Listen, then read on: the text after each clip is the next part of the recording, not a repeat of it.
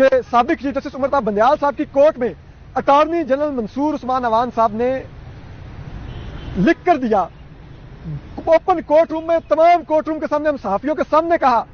کہ military courts میں جن 100 سے زیادہ پی ٹی آئی کے کارکنوں کا ٹرائل ہو رہا ہے، کسی نے بھی کوئی ایسا جرم نہیں کیا کہ جس کی سزا 3 سال سے زیادہ ہو، تو کئی کی بریت ہو جائے گی اور زیادہ سے زیادہ سزا ہوگی تو 3 سال کی سزا ہوگی۔ لیکن آج ملٹری کورٹس کے ٹرائل میں ہی وہی اٹارنی جنرل منصور عثمان عوان جب نئے بینچ کے سامنے کھڑے ہوتے ہیں تو کہتے ہیں کہ 3 سال سے زیادہ کی بھی سزائیں ہو سکتی ہیں ان ملزمان کو ملٹری کورٹ سے۔ آج ان کو یہ دلیری کیسے حاصل ہوئی کہ وہ اپنی بات سے پھر جائیں اور وہ اس بینچ کے سامنے دلیری سے کہیں نہیں اب تو سزائیں زیادہ بھی ہم دیں گے۔ سپریم کورٹ کو دی ہوئی کمٹمنٹ کوئی مذاق نہیں ہوتی، اور یہ کسی ایک جج کو دی ہوئی کمٹمنٹ نہیں ہوتی، ایک ادارے سے کی گئی کمٹمنٹ ہوتی ہے۔ اس سے پھرنے کا اٹارنی جنرل کو، وفاق کے نمائندے کو یہ حوصلہ کہاں سے ہوا؟ کیوں ان کو پتا تھا کہ وہ اس کمٹمنٹ سے پھریں گے بھی تو سپریم کورٹ کو کوئی فرق نہیں پڑے گا؟ یہ باتیں سوچنے کی ہیں نا۔